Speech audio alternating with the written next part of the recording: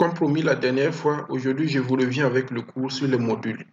Et les modules, c'est quoi en fait? Vous voyez cet élément-là, c'est-à-dire les deux chambres, chambre 1 et 2, c'est le même module qui se répète à l'étage. Vous voyez, chambre 3 et 4, c'est la même chose que les chambres numéro 1 et 2 en fait, au rez-de-chaussée. Donc, qu'est-ce qu'on va faire en fait?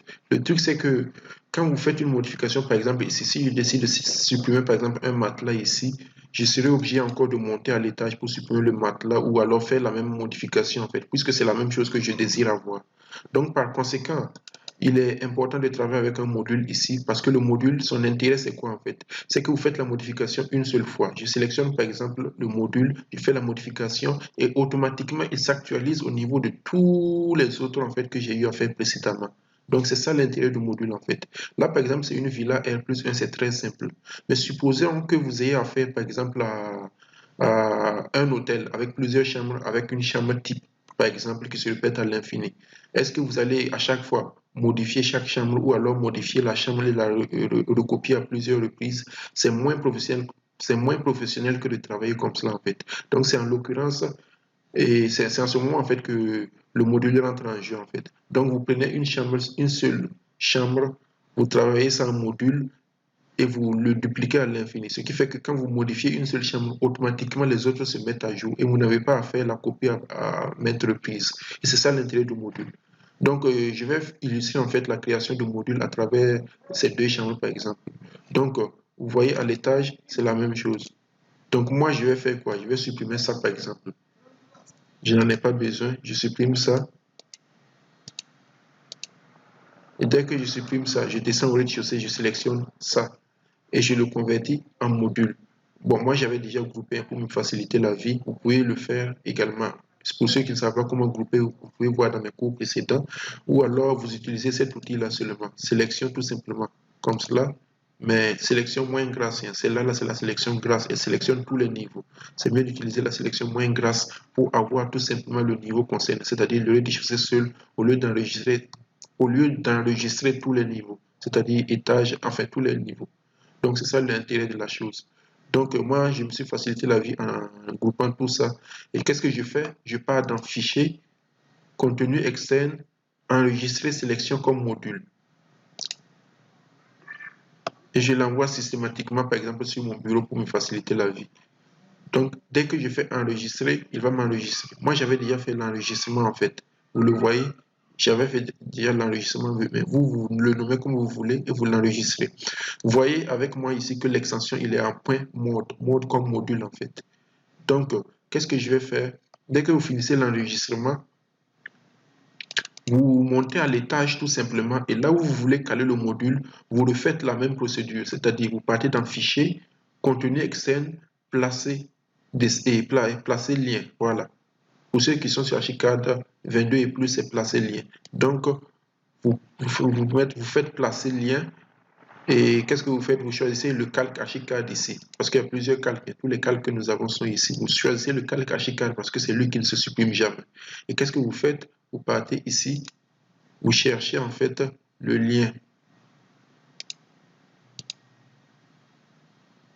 Voilà. J'espère que vous avez suivi la voie avec moi. Vous cherchez le lien en fait, et enfin, le fichier dans lequel vous avez enregistré le module. Moi, le voilà ici. Je fais chambre, je fais sélectionner. Moi, je l'avais déjà ici parce que je l'avais fait précédemment. Donc, vous faites la même chose, nouveau, fichier, et vous partez chercher en fait le module là où vous l'avez enregistré tout simplement. Voilà, donc c'est ça la méthode. Dès que je sélectionne,